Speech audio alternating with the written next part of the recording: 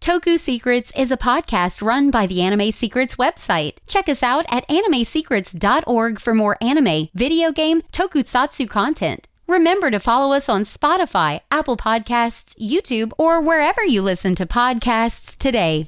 Tokusatsu, taking the form of many shows including Super Sentai, Kamen Rider, and Metal Heroes.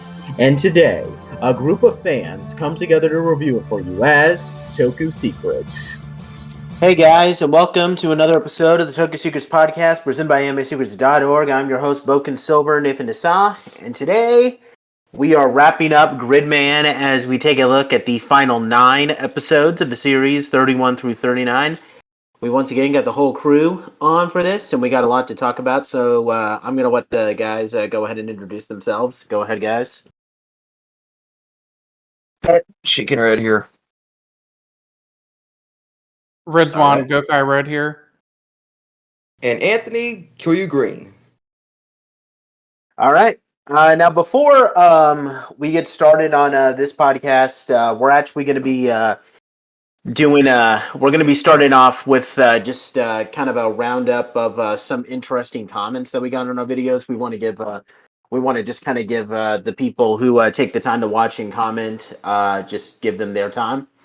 We'll do this for every video in case some interesting comments that have popped up.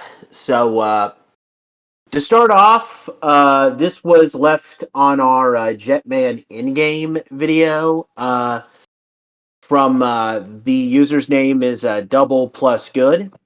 So to read this comment, quote, I wonder if you guys have the intention to watch the current season of Super Sentai Dawn Brothers. Keep in mind, this was posted before King Oger started airing, those listening. Which is written by the same writer of Jetman, Toshiki Inoue, to see if there was any difference or improvement in his style of writing after over 30 years or not. From what I've seen, it has been dealing with the same issues as Jetman, such as slow pacing, wasted potential villains, and meaningless filler episodes, but in my own and many people's opinions, it still has been considered to be one of the best Sentai seasons of all time because it has a lot of unique things that you will never see in any season. You guys review it one day, unquote. So double plus good. We do intend to look at Dawn Brothers soon. We've heard some really good things about it. We're hoping to review some more current stuff at some point. We were planning to take a look at what was it? Zenkaiger. Yeah, very soon. Yeah, I'm on the Zenkaiger hype train. I want to review that soon. Yeah, and we are going to take a look at Dawn Brothers and just to let people know, most Sentais are kind of on our watch radar, except those. I mean, we're probably not going to watch that many in the show era, since a lot of them are. And I say this as someone who's watching a lot of show era Sentais right now. A lot of them are boring, to be honest. But we'll definitely try to watch a lot of the newer stuff. And Dawn Brothers is definitely on our radar. So, yeah. Although I do disagree with you saying that wasted potential villains, because the villains in Jetman were one of the things that really made that show good. So, yeah, I think that comment's more to talk about Dawn Brothers rather than Jetman, though. I don't know if that's a true statement because I haven't seen Dawn Brothers. I saw episode 1, but I haven't watched anything beyond that yet. But I will at some point. I wanted to watch Dawn Brothers as it was airing, but I also wanted to finish Zenkaiger before I got to Dawn Brothers. And I never made time for it. So, shame on me. Yeah. I think Anthony's seen them both, though. I've seen it all, yeah. I mean, there's this guy I follow on Instagram called Blaze Toys. He's a pretty cool guy. He's been pretty vocal with his opinion on Dawn Brothers, where he enjoys it, but he does feel like there's too much filler. So, yeah, we'll just have to see. Anyway, moving on to the next comment. This was left on our very first Geki Ranger video. Sorry that we have to return to that briefly, Riz. Where this was left by Rafael Navarro. So, quote, for me, John as a character, I like him, and I don't mind the onomatopoeia.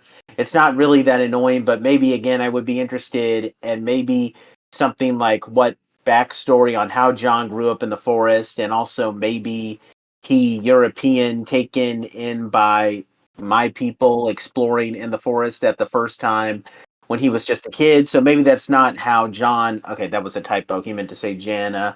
Learn Japanese along the way, but also maybe he doesn't know the words to describe like patience or just a few things like him being a visual person as the character. And for John, basically, we see him finding his version of a family. And for him, since he's never been around people, at other people in the show, also for Ron and Retsu, John sees them as their surrogate, practically siblings, and Shampoo kind of Soda as the father figure. Okay. Sorry, bro. There's a little bit of gibberish there, but in general, he's defending John. Which, you know what, Riz? I'm gonna let you make comments on that since. Uh, No. I'm not gonna be that mean right now. Yeah, No, this guy was yeah, nice right enough now, to leave which us means comments. we're Let's not here be later mean to on. this guy. I'm not gonna be mean. I'm just gonna say I get where you're coming from.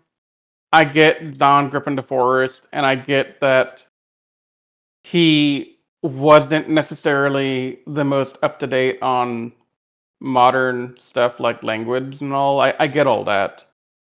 And I respect all that.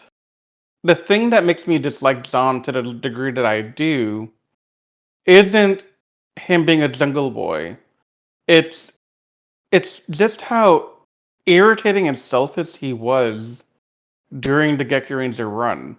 And I keep coming back to this one scene, and I'll keep coming back to it for the rest of my life. The scene where they're trying to save Master Safu, and they have to work together, the mind, heart, and body, or whatever. And Zahn just basically gives up immediately, but then still gets still has the audacity after to say, "We must save him," but he wouldn't do the one thing that would save his master, according to the masters. So he's very immature and very aggravating as a character because he does things that are, I don't know, they just grate on my nerves quite a bit. I hated Zahn as a character. He's one of the worst Reds in my opinion. I know Patrick's gonna say any minute from now, wait until we get to Zero Red. I know, but until then, Zahn is the worst. Now, I don't think Patrick can make the case that Geki is worse than John. I mean, Could you, Patrick? Geki isn't inherently annoying. He's just like the rest of the Super Ranger cast, where he's lacking any distinct personality. Exactly. Yeah. I mean, okay. I would rather have somebody with no personality than have Zahn. Mm-hmm. Of course, that might change by the time we finish Zero Ranger, but we'll see. There's one last comment here left by the same guy, Rafael Navarro, on our Jungle Fury review just before we did Geki Ranger. Basically, just asking us for our thoughts on Power Rangers Hyperforce. To answer that question, Rafael, I actually was not keeping up with that when it came on, so I would like to check it out at some point when I get some free time. But for anybody else that's seen it, maybe you guys could give your commentary. So I've seen the first 3 or 4 episodes of it when it was first coming out on YouTube, and I really enjoyed it. Part of why I liked it is I'm also a tabletop nerd on the side. Like I'm not super into it, but I do dabble a good bit in tabletop gaming, and I enjoyed that aspect of the series quite a bit. But the story was surprisingly pretty dang good, and I love the characters a lot. And there's just something really funny about seeing Paul Schreier 20 plus years later finally becoming a dang ranger. That to me was amazing. But yeah, I haven't finished it yet. I do have an intention to go back and watch it at some point and finish it, but like I said, I'm really bad at time and prioritization and all that, so yeah, we'll see when I get around to it. But I definitely do have my list of things to do one day. Patrick, Anthony, did you guys have any comments on that? Nah, I wanted to watch it when it was still airing, but I couldn't get into the format. That's why I've been begging for them to do, like, if they wanted to do an animated series for Power Rangers, like it's been rumored a few times. And this is what I would have wanted them to do the animated series for, to put it into a little bit more a normal, consumable piece of media. But I've heard nothing but good things about it. So, I mean, so. What about you, Anthony? I'm pretty much what Patrick said. Oh, okay. There is one comment that Riz didn't put here, but I do remember somebody leaving it on us. I can't remember who it was, but it was the guy asking us to review Cho Shinsei Flashman. Whoever requested us to do that, that is on our to-do list. I'm pretty sure Riz might have responded to that comment as our Anime Secrets page, but Flashman is on our to-do list, and because literally at the very end of last year, in late November, I was watching Flashman, and I literally blew through it in like less than a week because I literally just could not put the series down. So it's definitely on our to-do list. We'll definitely be taking a look at Flashman. It's one of two Showa era Sentais that I think that we're definitely going to be covering. The other being Live Man. So yeah. So that's about it.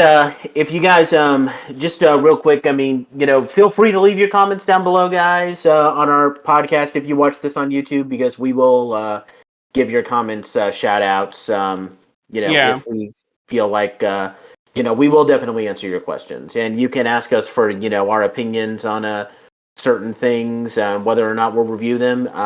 We're doing this to show you guys that we love you and that we're definitely going to take your feedback into account.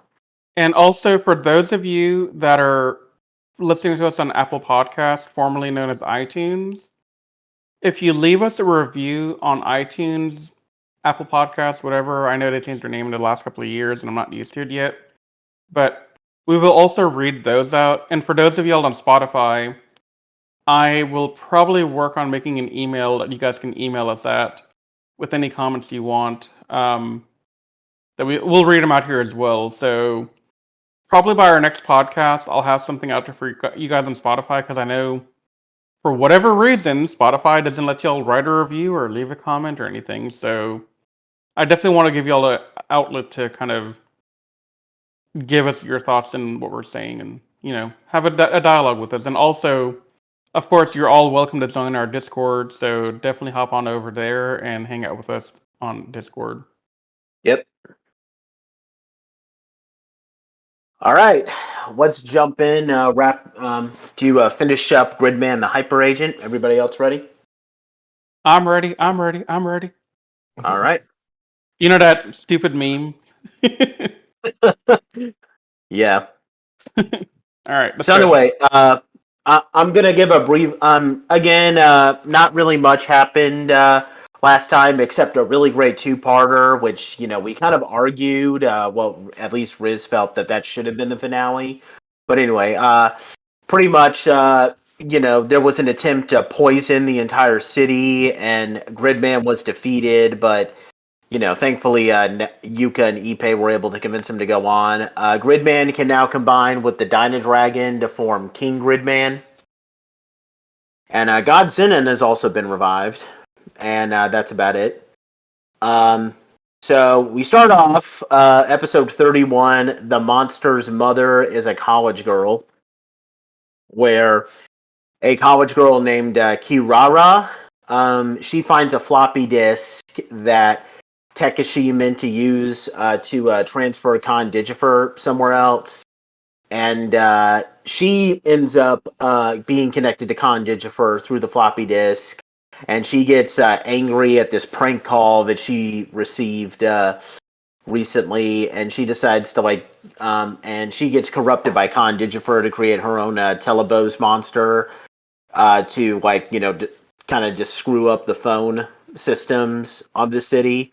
The monster is actually a bit more gentle, but he gets corrupted, so this kind of turns into a sort of not so evil monster episode, which, yeah, just to kind of start off with, I feel like this episode is like really all over the place because like you have the whole floppy disk thing and this girl being corrupted by Khan Digifer, and someone other than Takeshii creating their own monster, and then they go for like is this monster really that evil? And also, I have to ask, how dumb is this girl? Because like, how can you not get the idea that Khan Digifer is not someone you should be trusting? Like with Takeshii, he may be messed up, but you seem like a perfectly rational human being. How don't you think there's at least a few red flags about Khan Digifer that shows that you shouldn't be acting all buddy-buddy with this guy? I mean, okay, so we're back in the 90s here. This came out in the 90s. One of the biggest things that you learn growing up in the 90s is stranger danger, right? Like, Yeah.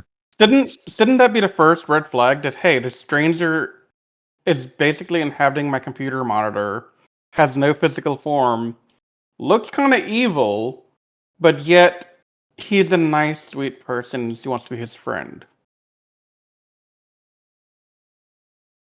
I don't understand. Yeah, like Nate was saying, this is a very convoluted episode with a lot of stuff going on. And I don't know. I'm getting kind of tired of these one-off characters that you think could be pretty cool to have come back in a future episode and they never come back again. Yeah. Looking at the kid with the wheelchair that, Right. he was a hacker. He could have been really cool to have come back in the endgame arc. Mm-hmm. But Yeah, missed potential. And like you were saying when we first started this, and it is true that series in the 90s are a lot differently structured than the series we have nowadays. And it's one of those things of just of its time more than anything else. Which it does suck because this series does have the potential to be something like really great, but it's just 90s toku writing where it's like very streamlined and kind of simplistic at times. Yeah. I don't know. I'm probably gonna give this episode a 4 just because it's got some cool moments, but it just seems it's just a complete mess. Like one thing I briefly want to mention is that they bring up this plot of like Naoto and Ippei hating each other because they hear them saying negative stuff over the phone or something, but they throw that out the door immediately, like it wasn't even that major of a plot. So clearly, Nato shows up at the junk room and he was like, "What did you say to me, punk?" And he was like, "Yeah, Gridman was just saying we were getting screwed with." Oh. Okay. Okay, so on one hand, that just shows how desensitized these kids have become to random stuff just being attributed back to Khan Digifer somehow. Yeah, I know. It's like, okay, that makes sense. Yeah. Oh, Khan Digifer? Say no more. We're besties again. I forgive you. imagine how many episodes of Mighty Morphin Power Rangers would have their plots resolved if they just immediately figured out, oh, this is one of Lord Zed's plans. All right, yeah, we're cool. We're cool. Yeah. Of course. Or this is Rita Bandora's plan or whatever. Yeah. Audio drama. And that is the thing I like that the series did do, is that over time they immediately clicked and said, yeah, this is Khan Digifer doing this. Yeah. Yeah. Okay, I have a question, and this might be a really awkward time to ask it because I should have probably asked this earlier. But when the heck did Khan Digifer become a common name in the series? Like people outside of the three kids know about it. Because I feel like it was a sudden jump from nobody knows about it to Khan Digifer. The dream episode and the two-parter from last time. He made himself aware. I feel like the dream episode was a dream though. Like I don't think they actually knew what was going on, right? Well, it was kind of because that two-parter we covered last time was kind of meant to be a loose continuation of that. Oh, okay. Yeah, you're right.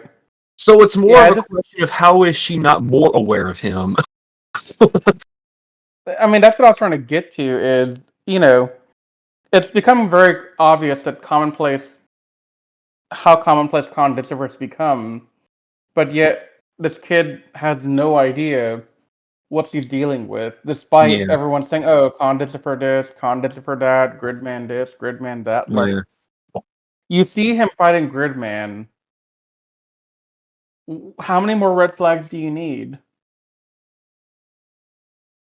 She must not have been paying attention that day. No, not at all.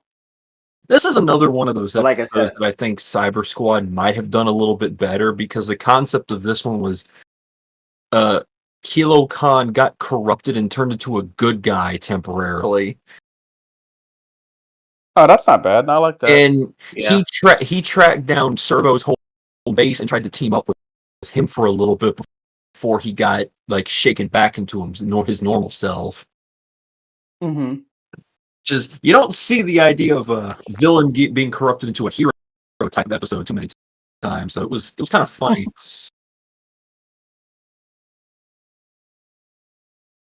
But like I said, I'd probably give this one a 4 this episode. I'm gonna echo that. Yeah. All right. Yeah, I'm gonna give it a 4 too, because this just was like a kind of a throwaway episode. Yeah. Yeah. All right. Next up, we have Attack of the Human Vacuum Cleaner, where Takeshi's latest monster hacks into the computer of a cordless vacuum cleaner, and it shrinks people who litter, and a lot of side characters. Takeshi's this is one of those episodes where Takeshi has a motivation, although in this case, I not only think that it's not too outrageous, but I'm kind of wondering if this episode kind of low-key wants us to be on his side, and I'll explain that in a second. So a guy is going around throwing gum on the streets, and Takeshi gets his foot stuck in it. And then the guy, Takeshi kind of looks at the guy and he's like, "Screw you! Why would you just throw your gum on the street?" And then the guy beats him up. So, but Okay. You would I'm find gonna echo Anthony's laughter here really quickly and say I was cheering for Homeboy when he beat up on Takeshii. Yes, me too. I was It like, was- thank you. Finally, somebody telling this kid he's freaking insane. Yeah.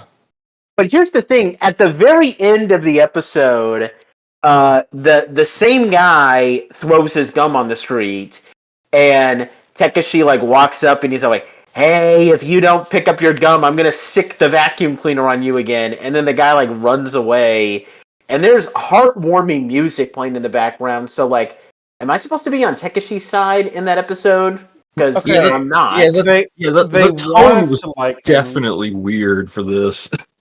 Yeah. But like, okay, so here's the thing. This could have been a point in Takeshi's favor if the guy hadn't thrown gum on the street and he stepped in it.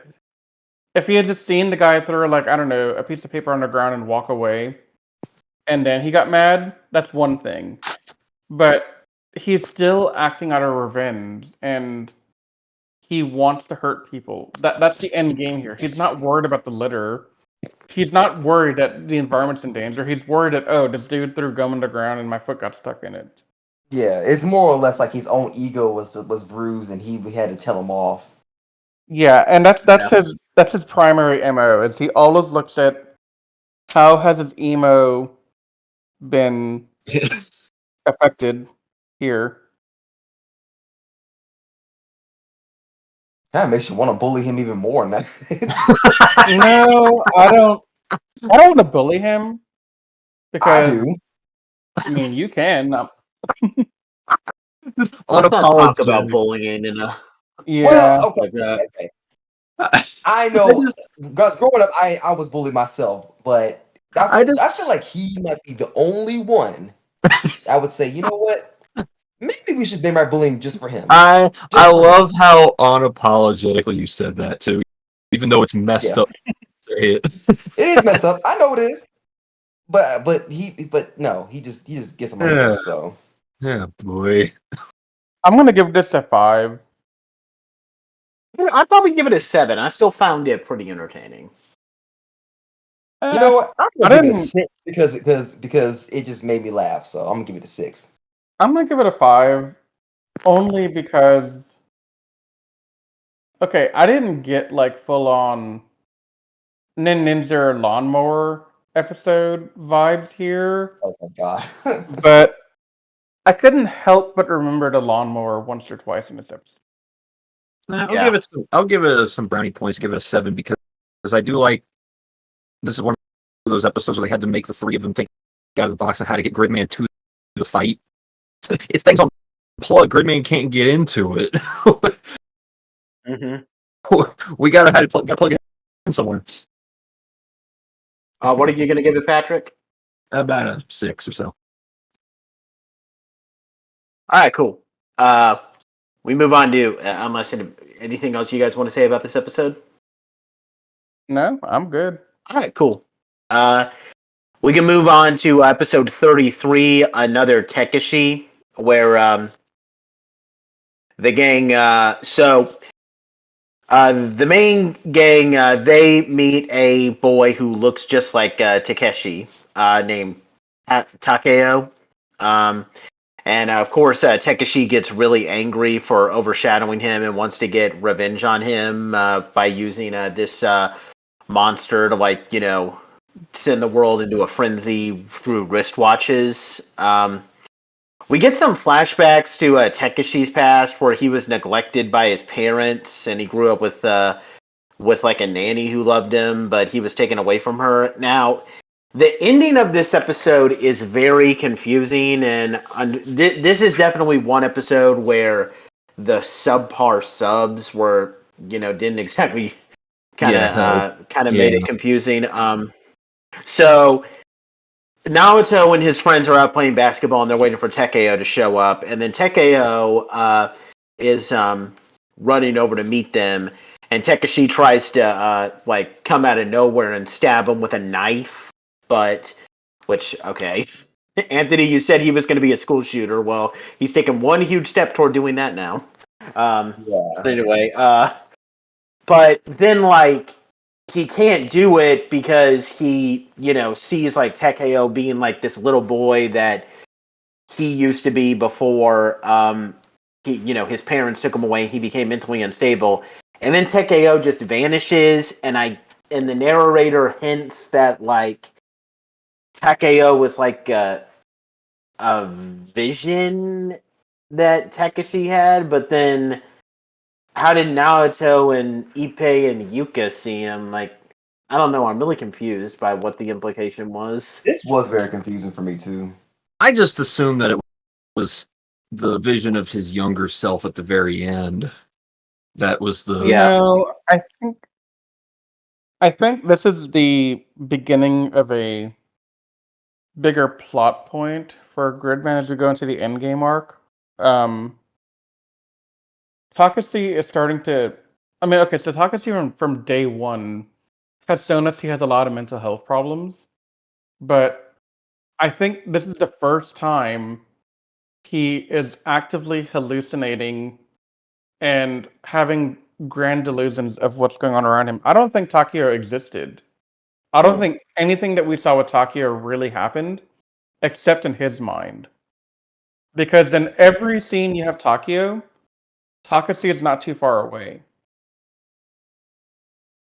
Do you think I this think, whole episode was just him having a hallucination? That would have been that'd been kind of tragic if that was actually what was going on here. Well, okay, so like we were talking about in the last episode or whatever, they're trying to drum up some support for Takeshii as we enter the final arc. Yeah. Because you don't want to have a human kid be a villain for the entirety. I mean, we've seen this before with other things that we've all enjoyed together, like Digimon O2. Ken was really irredeemable for a while, but they had to find a way to make him part of the team, and so they did a lot of stuff to make him more likable. And they're trying to do the same thing here with Takeshii, but the problem is we're on episode 33 of 39. Yeah. And so there's not enough time for us to really feel anything other than disgust for him because of what we've seen for the 32 episodes prior to this. It takes a lot more than a couple episodes here and there, loosely kind of hinting at it, for us to be like, oh, there, Takeshii, it's okay. Like, I definitely think this entire episode was... It probably happened. Like, I think the wristwatch thing did happen. But I think anytime Takeshii is out in the real world, near the cast, I think those are all delusions with Takeo. So, Yeah. do you think that the stuff that happened with Takeo, do you think that Takeshii was the one that was like saying, "Hey, that watch, take it off or whatever"? Do you think that was No, him? Okay. no. Because that would imply in the next episode that the group knows Takeshii exists and that he knows something about what's going on around him. But So they have no idea about anything until much later. yeah, so with how you're describing it, what I'm getting out of this is he's visualizing himself if he didn't have all of his problems come forth, how he would have been with them. Oh yeah, exactly. He could have been a friend of Yuka. He could have been a friend with all the other people.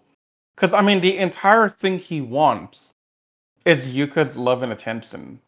Mm-hmm. And to finally have Yuka doting after him and talking to him and being friends with him, that's one of his biggest dreams right now. So, yeah, no, I think so. To see the life that was kind of robbed from him due to unfortunate circumstances. Yeah. Yeah. Yeah. So, And so this episode kind of here's my somewhat gripe with this episode is the fact that, and mind you, I understand that it wasn't Naoto's fault that this happened. I'm well aware of this, but can we just not do uncomfortable scenes with Yuka, please? Can we just stop making her uncomfortable, please? Yeah, these things are... Yeah. And it doesn't get better. It doesn't. Cause I get it. It wasn't his fault, and I felt bad he got slapped because of it. But like, it's like, but whoever directed that and said, "Hey, we're gonna need you to do this to her," and I'm like, direct them to do that.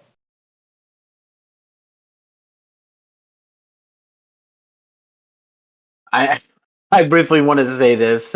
Unfortunately, I was drinking something when I watched this, and I accidentally laughed so hard that I kind of like something came out, but some stuff came out of my mouth. But there's this scene where the gang is meeting a Takeo for the first time, and they're talking about, "Hey, you look just like this other guy. We don't know his name or something, but you seem like a much better person."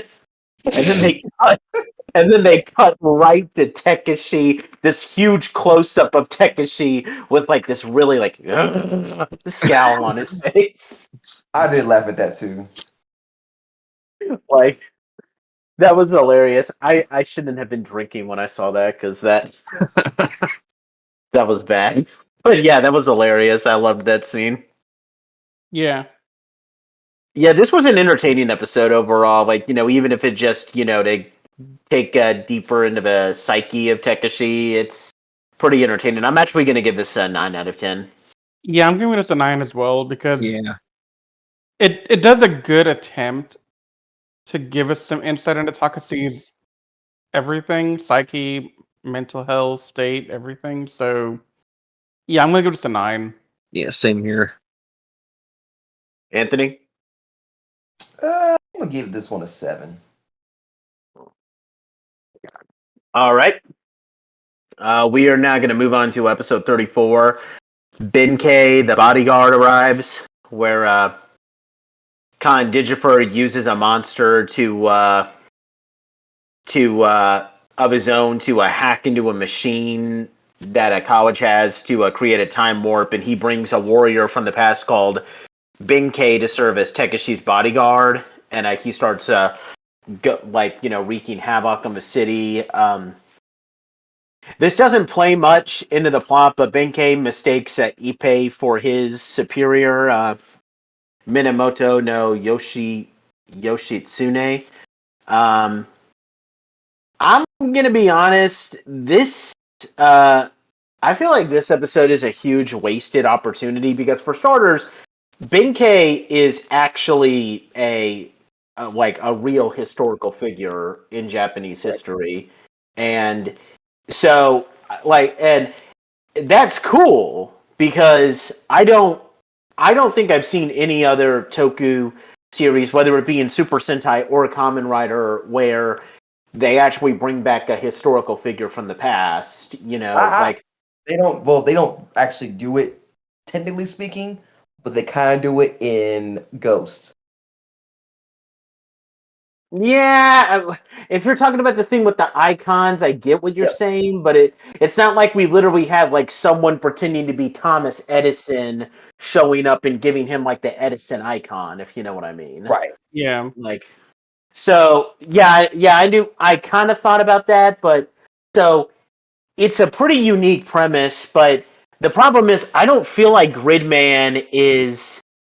I don't feel like this was right for Gridman because you see, this is like the one episode. If there's any episode where I would say that Gridman's restrictions with its action scenes work against it, it would be this one. Because like if this was a Super Sentai episode where there's like more than one main hero and the fight scenes could take place literally anywhere, you could make for a much more interesting character with like, you know, a character like Benkei. Like maybe he, you know, like for example, you know, imagine if like, you know, this was an episode of Shinkenger, and like, you know, Benkei comes back and he maybe like, you know, thinks that Takeru resembles like one of the previous lords of the samurai that maybe he met back in the day or something like that, or you know, any one of the other Shinkengers. I just feel like that would have been a more interesting episode and they try to do that with him thinking that Ippei is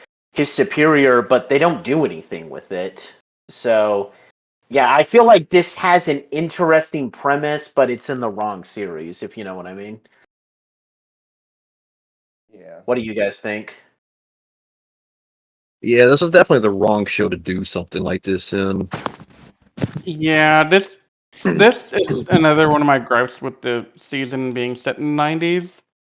Like, if this was set in the future, okay, I would have much easier time working with this, but literally they said, hey, Khan Digifer did some computer thing to create a time warp to bring Benkei from the past to be Takeshi's bodyguard. Like, what the heck?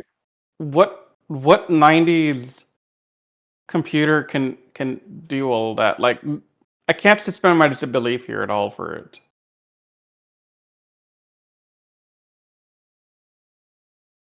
Yeah, it's like it's cool to have Benkei there, but at the end of the day, he's just another object that becomes corrupted and gets sent loose on the cities. So he's not really that interesting, unfortunately.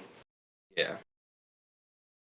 Again, I mean, if this was in a Super Sentai episode, maybe a Kamen Rider episode, but I feel like this would have been better suited for Super Sentai, then this would have been great.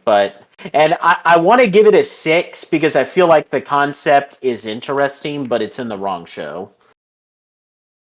Yeah. What about you guys? Yeah. 5, I guess. It's just weird. Honestly, this was done. This plot that they're trying to go for here, it reminded me a lot of something I saw in NBC's Heroes back in the early 2000s. If you've ever watched that, I think. anyone Heroes? It was kind of like, Oh, the NBC show. yeah. Yeah. There's a bit where the one of the main protagonists, Hiro Nakamatsu, teleports to the past to meet the guy Takaze Kensei, who's just some feudal warlord hero from back then, and they bring him to the future or to the present, whatever, and it's all the shenanigans that he goes through. But I don't know. It just doesn't fit here at all. Yeah. This episode definitely would have worked better in a show like Shinkenju. It wouldn't have made any sense in that show either, but at least it would have been thematically more fitting. Yeah. Yeah, I don't know what this would have made sense in, honestly. Yeah, it's an interesting Time Ranger. concept, but- oh yeah, Time right, Ranger, maybe. Time Force, Time Ranger. Yeah. We're gonna be taking a look at Time Ranger at some point soon for those listening back at home, by the way. But you guys want to move on to the next episode? Yep. All right, we get episode 35. Yuka becomes delinquent. So in this episode, Takeshii sees how nice Yuka is to Naoto and Ippei. He gets angry because Yuka is apparently nice to everyone but him. So he hacks into her hairdryer, and it releases this powerful fume that turns her into a bad girl. So she's like wearing leather and she dyes her hair blonde and everything. Okay, Riz, I'm going to steal your thunder a little bit here. This episode is much more entertaining than the last episode where one of our main characters got turned into a delinquent. I'm talking about Geki Ranger here. I know what you're talking about. I was going to start commenting on that, but you stole my thunder. Yeah. Somebody else other than you should take jabs at Geki Ranger every once in a while.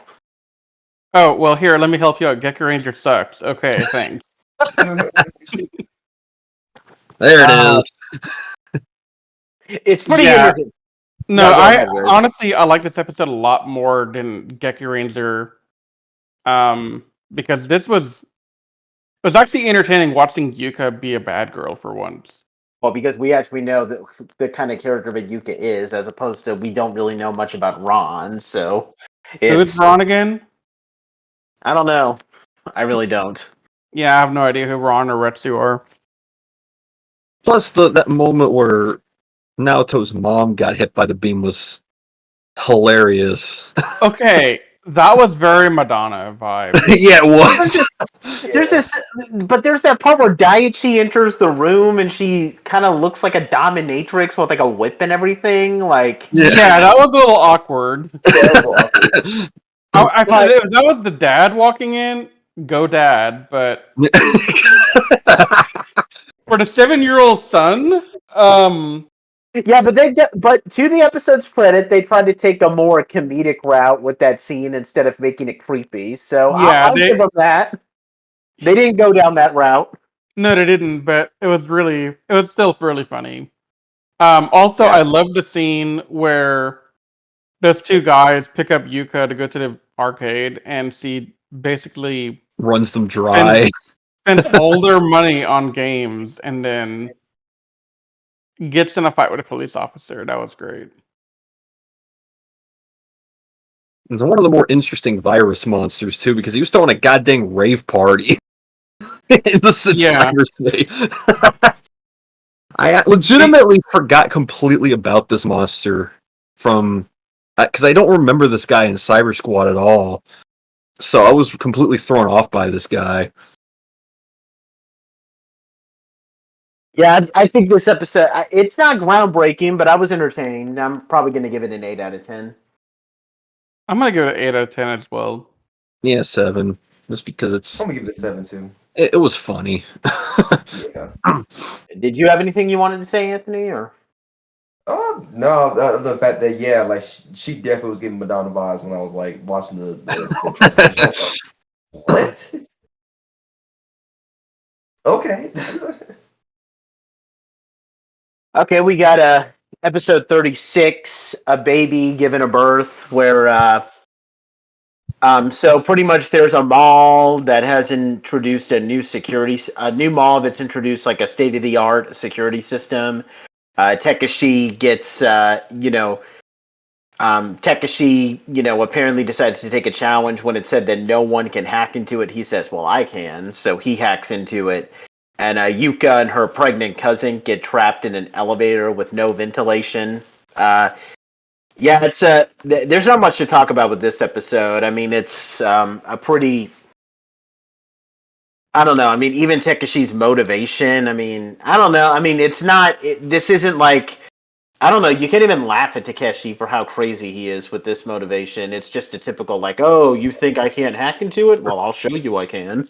So Yeah, it's this is standard as standard could be. Yeah. it's super average, and just Takeshii trying to show he's smart again, which we get it. Yeah. and I don't know. Main characters getting trapped in an elevator also feels like a huge cliche in Toku shows. Mm-hmm. So, yeah, this nothing about this episode really stands out. It's not great, but it's not bad. Like, I'm just gonna give it a 5. Yeah, I'm gonna give it a 5 too.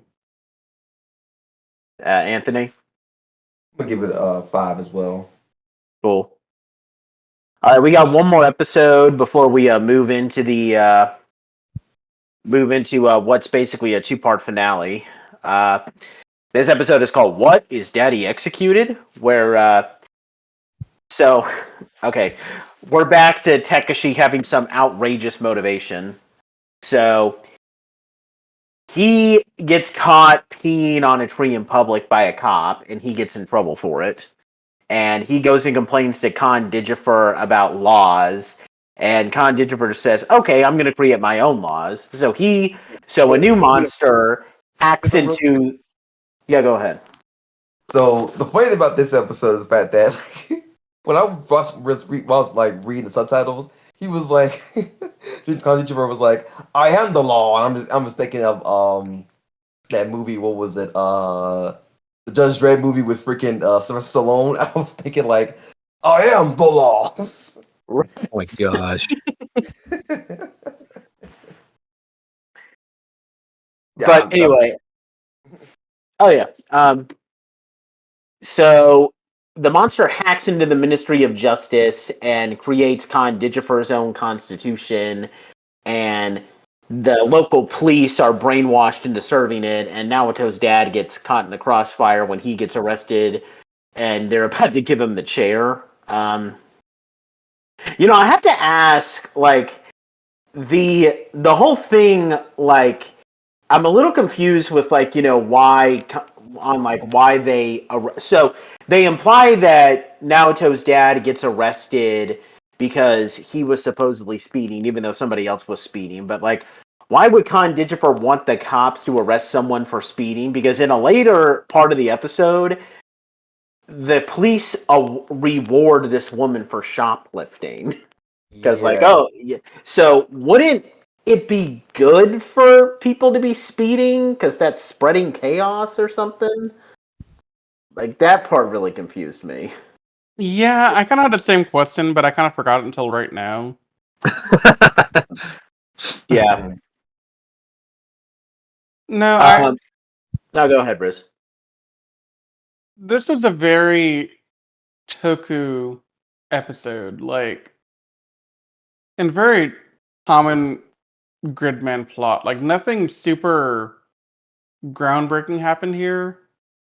I think the only thing that really, the thing I wish would have happened at the end was this being the catalyst for Yuka and the rest of the group to say, enough is enough. We're taking the fight to Konditsu for himself. Yeah. Because up until now, they've been very reactive to everything that happens. Like when Konditsu sends a monster, they go and fight it. But they haven't really tried to investigate where Konditsu is, how can they destroy him, how can they defeat him for good. This could have been the thing that said, okay, I almost lost my pregnant cousin. Let me actually put an end to this once and for all because I can't guarantee next time. Exactly, that would require actual motivation. Yeah. I almost just think that they had no idea even to start looking for him. So yeah. Well, I mean, he just wants to try. The thing with episode 37 though is Konditsu is stupid broken OP. yeah, he is. The fact that he can just out of the blue create his own constitution. Okay, that's fine. We can all write our own constitution. But then brainwash the police to follow this constitution. Dude, he's too OP. How do you beat somebody like that? Right. Like, okay, if he's that OP and that broken, then could Gridman have some similar powers to be like, hey, I can't tell you exactly where his home base is, but it's in this precinct, or it's in this neighborhood, or it's in this building. Go investigate, do something. Do But something. they literally don't. Well, I mean, and to like kind of in the defense of that, they don't know where Takeshii and Condisher don't know where Gridman set a base either, and they never try to go Right. down. They try to lure him out instead. So I guess it's like they don't have that power. But at least they're taking the initiative to try and defeat their enemy. But the kids have no inkling of, we have an enemy, we must actually defeat them and end this once and for all. It's just, oh, let's stop this thing from happening and let's move on with our lives. Like, I don't know. It kind of, they could have done a lot here, honestly, with the story. And I think they would have if this was written like in modern time. And I feel like some of those complaints you're gonna have will kind of get addressed when we talk about Quad S. Yeah. That's what I'm hoping. Because because Quad S, I've said this a handful of times, it's meant to be an homage to the show and kind of a modernization / loose sequel to this. Yeah. No, but I think there's a lot of things they could have done here to make the end game even more interesting. Oh yeah, definitely. I'm not going to debate that because you're not wrong. I know I'm not. And there's something that I like about this episode, but it's also a problem that I have. But I can't mention it until we talk about the finale, so I'll hold back on that. Okay. I'm probably going to give this one a 7 though, just the individual episode. Yeah, I'm gonna go with a 7 here. Yeah, same here. Just because Naruto's dad is too entertaining. Yeah. Anthony? I'm gonna give this one also a 7. All right, cool. We'll now move on to the 2-part finale, episode 38, The Earth in Danger. So as this episode starts, we already have this one plan from Con Digifer already in place where he's hacked into the garbage incinerator that, trying to throw the world into chaos when it becomes overwhelmed with trash. But then Takeshii gets angry when Yuka won't take a mask that he offers to protect her from the bad smell. And when she won't take it, he decides to release the monster's poisonous gas on the human world. Of course, Gridman defeats it, and Con Digifer decides, okay, you're too emotional. I can't rely on you anymore. So he goes rogue and decides to attack the computer world himself, which causes a dark cloud to pretty much form over the city. Takeshii reveals to the crew that he had been working with Con Digifer the whole time, and Ippei tries to get to Takeshii's computer so that they can turn it off to stop Con Digifer, but of course they can't. And Gridman fights Con Digifer himself, but he's forced to retreat when Junk nearly crashes because of all the power that's being used. And Con Digifer prepares to make his next move, which moves us to episode 39, Goodbye Gridman, where the crew lures. So pretty much most of this episode is Takeshii trying to come to terms with what he did. The crew lures Con Digifer into Junk to battle Gridman. Con Digifer basically destroys a lot of Gridman's assist weapons, and they try to use this arrest program on him, but to kind of contain him, but it fails. And Khan Digifer's ultimate plan is to use Takeshi's computer to enter the human world. And Takeshii, deciding that Khan Digifer is a monster created by his lonely heart, uses junk to erase all the data. He basically hacks into his own computer and deletes all the data, and also uses this destruction program to basically try to use it to destroy, both to crash his own computer, which would destroy Khan Digifer in the process. Gridman defeats Khan Digifer just before Takeshi's computer crumbles. Khan Digifer is defeated. Gridman bids farewell to the to Naoto and the crew and departs to the hyperworld. And as the credits roll with the ending theme song, Takeshii and the crew decide to be friends, and everyone thanks Gridman as the sun sets. And that is the end of the series. Yeah, anybody, Patrick said that he was kind of worried how we would feel about Takeshi's little redemption story, so I'm actually going to let the other guys talk about what they thought first. Go ahead, guys. Anthony, paper, rock, scissors? Yeah, you want to go first, or should I? I think I have to go first because I'm the one that's known for rants. Oh yeah, go ahead. Okay. I hated this finale. Because for the entirety of the season, minus one episode, no, 2 episodes, out of 39 episodes, only 2 episodes are meant to make us feel anything but disgust and hate for Takeshii. And those 2 episodes literally just happened in this Bachelor of Things we reviewed. We have no motivation to like him.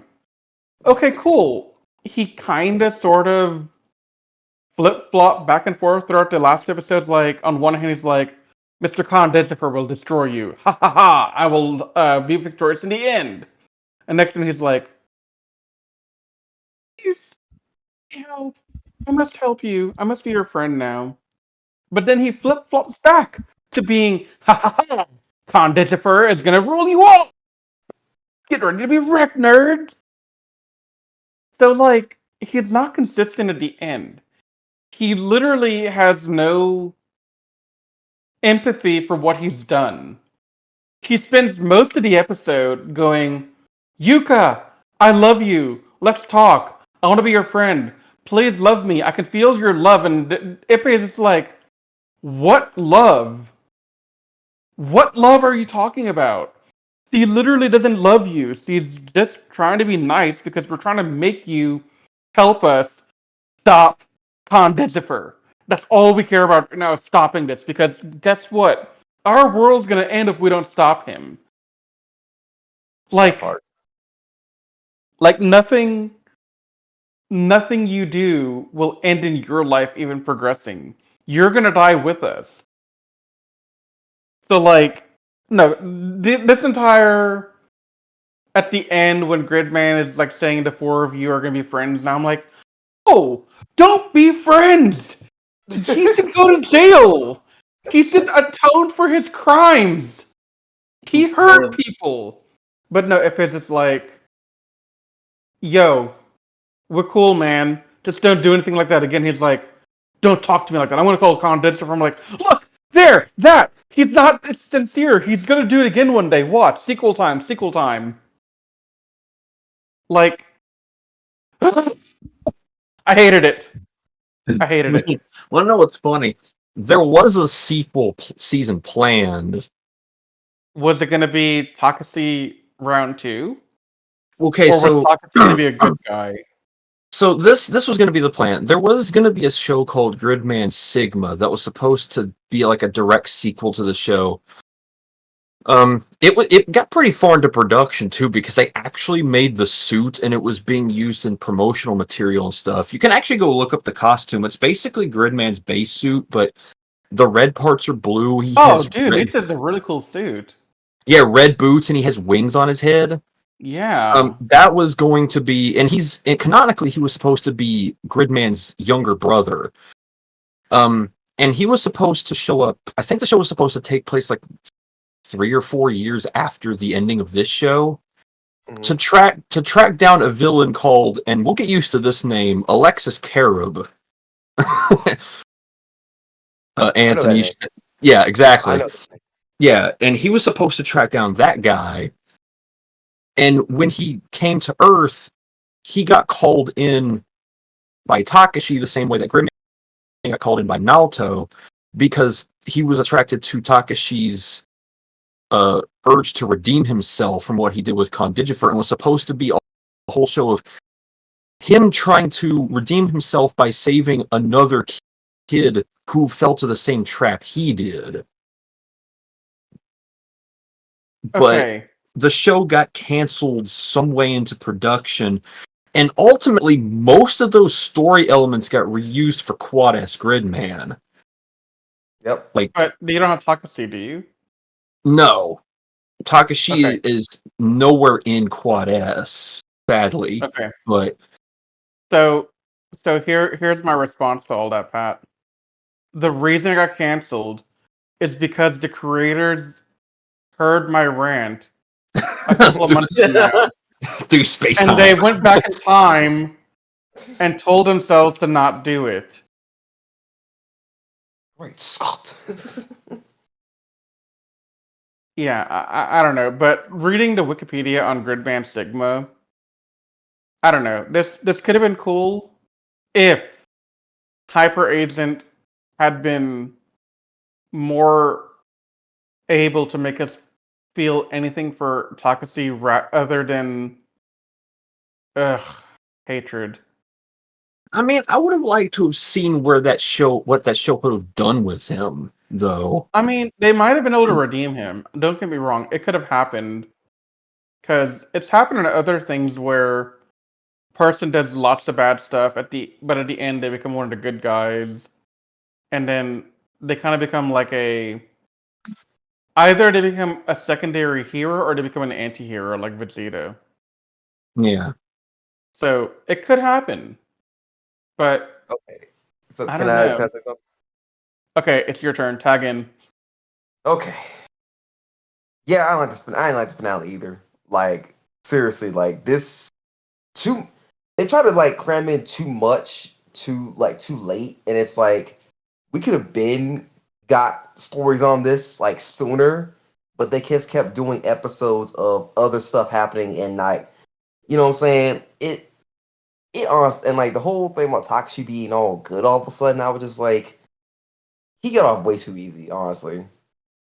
Like, sure, yeah, sure, you can slap him. Yeah, Ippei, like, punched him, whatever.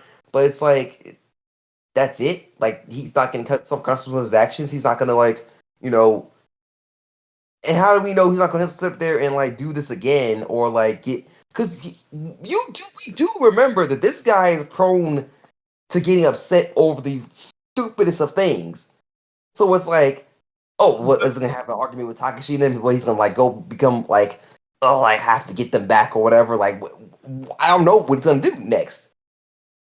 The problem is the main cast have no idea about his personality traits with how petty he can be. Mm-hmm. So they don't know what to do, basically. Yeah, and that is. And had he interacted with them more, like they probably would have like at least known something about him. Like, oh, that's something seems off about him. Like, yeah, it's kind of ironic how between the three Gridman related shows that I've seen, between this Cyber Squad and Quad S, this is the one that handles the villains the worst. Yes.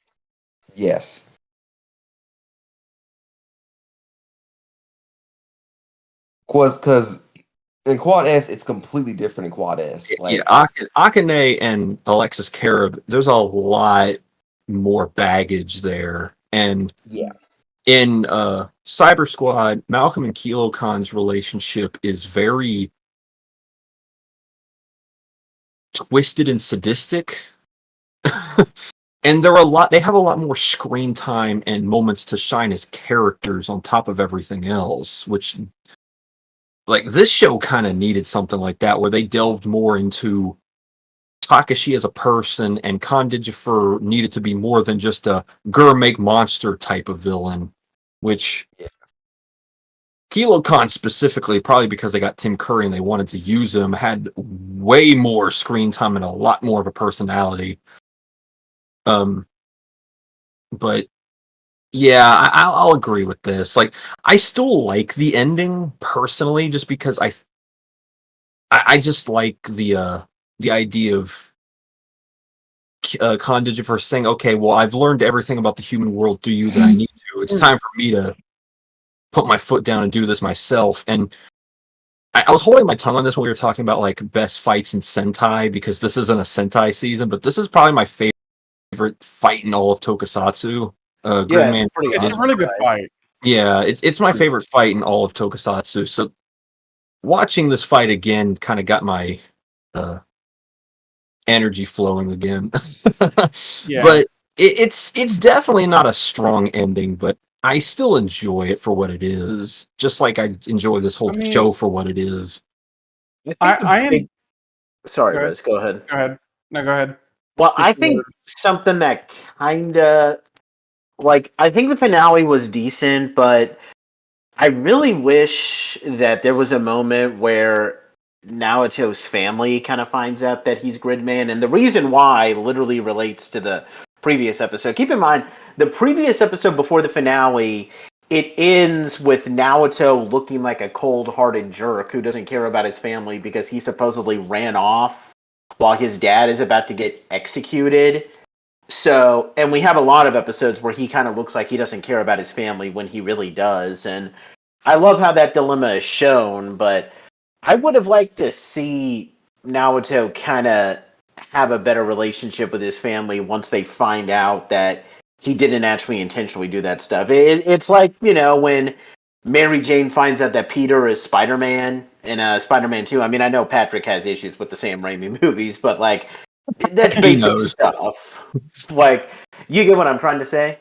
Yeah, it goes back to that whole thing I was going on in the first review video for the series, is that the similarities between Naoto and Gridman and Pete as Spider-Man kind of rings true throughout this whole show of, you know, him trying to do the hero work to keep his personal life safe, but having to make sacrifices in his personal life to make it happen.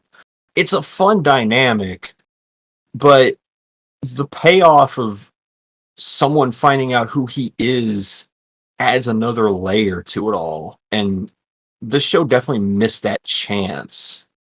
Yeah. Yeah, I can see that.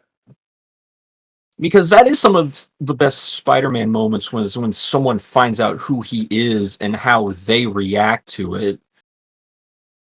So to have, like, his parents or his brother or something be like, "Oh," and then vouches for him when he has to run off because they know what he's doing. Mm-hmm. Yeah. It definitely missed it, and I didn't catch on to that until this rewatch too. But yeah, it's so really could have used something like that. Yeah, it definitely could have. I'd probably give the finale a 7 out of 10, though.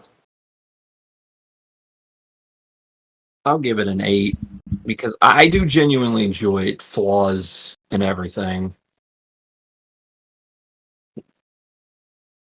I'm gonna give this a 6 for finale. Well, that's better than 5. Well, I was gonna go a lot lower, honestly, because I didn't like Takeshi's redemption here. But the Gridman fight scene against Kondijifer has to count for something. I have to agree with him on that. I wasn't give like a 5, but you know what? I'll give it a 5. I'll give it a 5.5. You know. I was waiting for you to say some random number like 5.72789 or some whatever. I ain't got time Now, for that. I need to get my opinions very specific here. Yeah. 5.8326665. Like what? No, okay, so like the thing is, I enjoyed Gridman for what it is. Like how you said, Patrick, Yeah. it was a fun ride. I'm glad we did this. Um, I just wish, truly wish, we had done Gridman like it had come out in the last 4 or 5 years.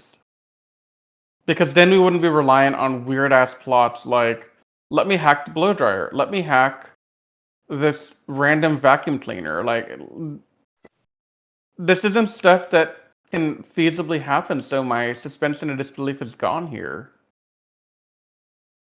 Yeah.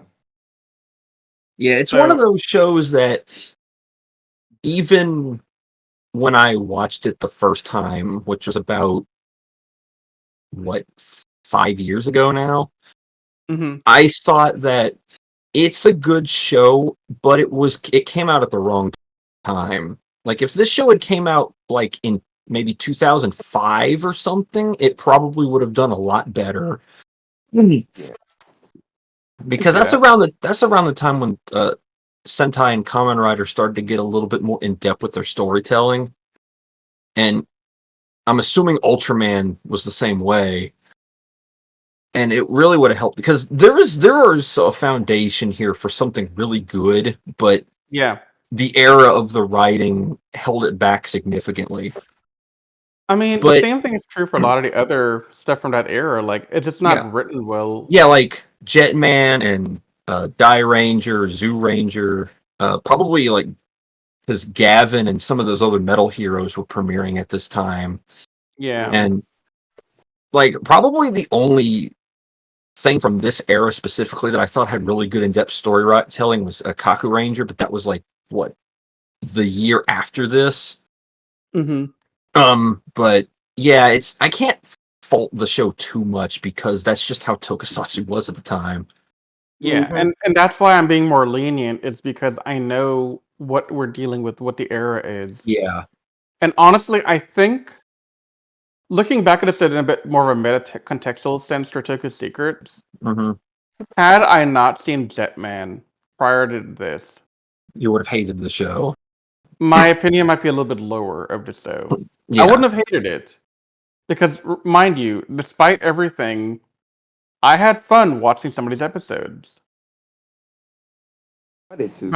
But the fact that I had a taste of stuff from this era prior to this kind of helped me temper my expectation. Because the problem that I had with Jetman was that Nate and you were kind of hyping it up like, oh no, Riz, here's the thing that's going to make you love the Sentai more than any other Sentai. I'm like, all right, bring it on. I'm like, wait, this isn't that great, guys. What are y'all on? Anthony, you're laughing, but you did worse with Geki Ranger, dang it. Look, man, look. I like the fighting, okay? Jeez. I'm just saying. Pat and God. I had the right take here for the first, where we did.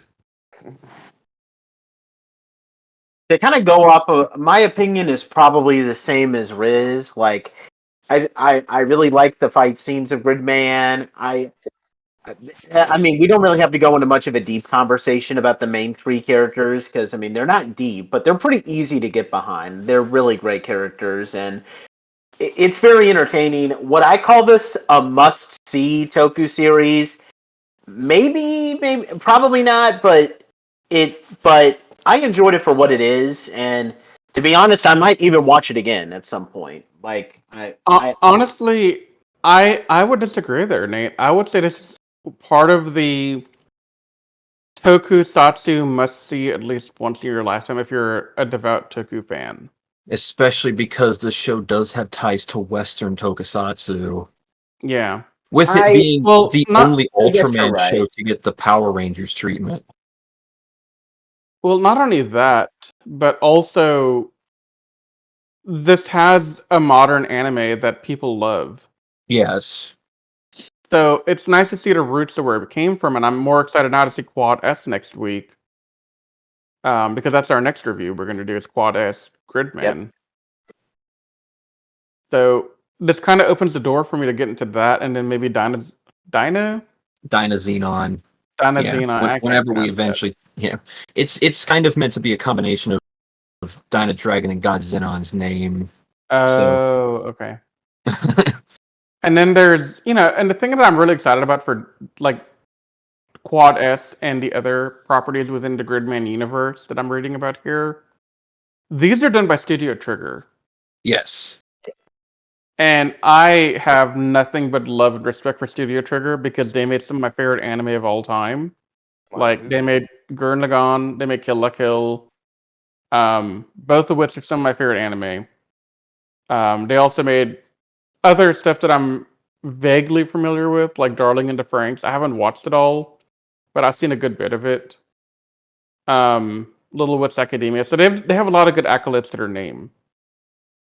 Yeah. So and to kind of hype you up even more for it, they did this show because most of the people who work for Studio Trigger, at least right now, grew up fans of this show. And to try to incentivize Subaraya to allow them to do Quad S, they did this 3-4 minute long video called Gridman Boys Invent Great Hero. And it's kind of meant to be a cool homage to not only Gridman Sigma, because they show Takeshii changing into him during that video, but they basically reanimated key moments from Gridman in their style that they used to animate Quad S Gridman, and Subaraya ended up liking it enough that they greenlit Quad S, and Quad S is meant to be an in-studio love letter to this show. Yeah.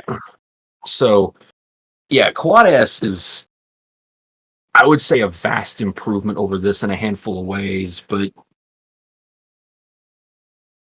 that's a whole video we're going to be talking about next week. Yeah. I'll let you two see that for yourself. Now, something to note about our next podcast when we talk about Quad S Gridman. This will be a crossover podcast between Toku Secrets and Animated Classified, meaning we're going to post it to both our podcast feeds for that one on Spotify, Apple Podcast, etc. Just because this kind of hits both our interest here on what we do with Anime Secrets. Worlds collide. Yeah. So this will be a crossover event. I might even try and convince like Miguel or somebody to watch it as well and join us for that. That'd be cool to have like a full-on crossover, and then I would have to explain what happens in this show to them. Before we do that, what would we give like Gridman as a total show out of 10? I'm personally going to give it a 7. Everybody else? I'm thinking I'm going to give it an 8, just because on top of everything that we've already discussed, I love how grounded this show is compared to like every other tokusatsu show we've seen. Mm-hmm. And I can relate more to these characters, and yeah, they're not in depth when it comes to their writing, but they're people that I can actually believe are real. And I think aesthetically, this is one of the best Toku shows ever, with it not being in some barren, gravelly canyon or something. It's in this very colorful cyberspace. I think Gridman, Condigifer, and all of them support forms, and Gridman's 2 alternate forms are some of the best design stuff in Toku, at least to me. So just aesthetically, it's a fun show to look at. So yeah, it's just it's a personal favorite of mine, obviously. And I'm glad I recommended us to sit down and watch this, because it being well received by you guys. I'm happy, because I was genuinely nervous about your opinions going into this. You thought I was going to hate Takeshii, didn't you? Well, I knew you guys were going to hate him. It was the rest of the show I was worried about. No, I'm glad we went on this ride. I think I'm going to give this a 7.5. It would have been an 8 for me, honestly, Pat, but the finale, I can't overlook some of that stuff. I mean, fair enough. Yeah, I can't honestly give it an 8 either. Like, I can only give it a 7. All right. Some brief announcements before we wrap everything up. As the gang just said, we're going to be taking a look at the anime that followed up Gridman called Gridman. It's only 12 episodes, so we're just going to do an entire video dedicated to that one show. Just to give a bit of a preview for what we're going to be reviewing over the course of probably the good chunk of 2023. It is March as we're recording this. So our next Sentai that we're going to be taking a look at is Kyoryu Sentai G-Ranger. But before we do that, we're actually going to be doing a full season review of Mighty Morphin Power Rangers Season 1, seeing as that was adapted into G-Ranger. So we might take a little bit of time to do that, since most people are probably aware Season 1 of Mighty Morphin Power Rangers is 60 episodes long.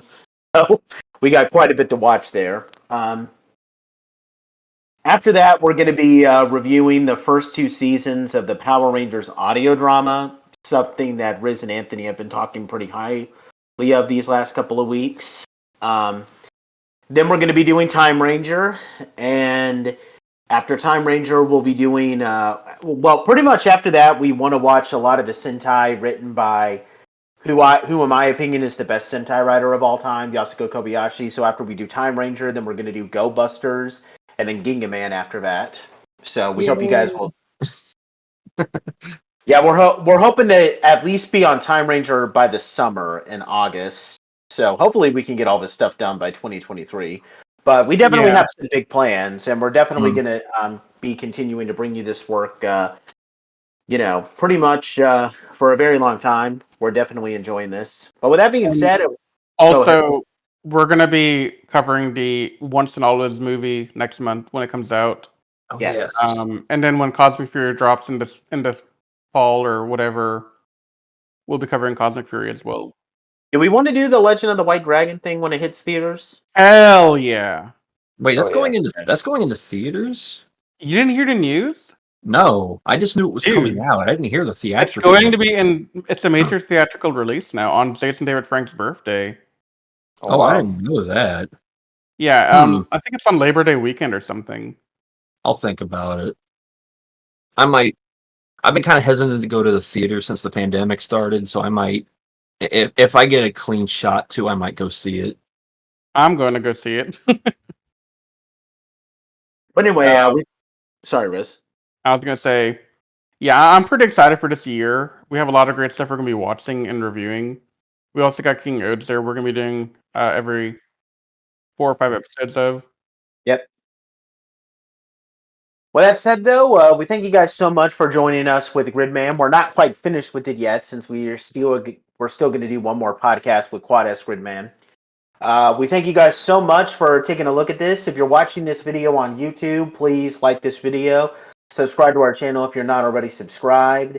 We also want to thank everybody who listens to us on Apple Podcast and Spotify. We love all you guys. And like we made clear at the beginning of this podcast, if you have any comments or anything that you want us to give personal shout outs to at the beginning of these podcasts, we are officially doing that now. So your commentary will get personal shout outs. We love you guys, and we want to give you guys that personal recognition. So fire away. Please check us out at our main website, animesecrets.org, and check us out on our social media pages on Twitter, Facebook, Instagram, and all those other pages. Next time, we will be wrapping up Gridman as we take a look at the Gridman anime Quad S. But until that time, guys, we will see you later. Be safe, and we love you guys.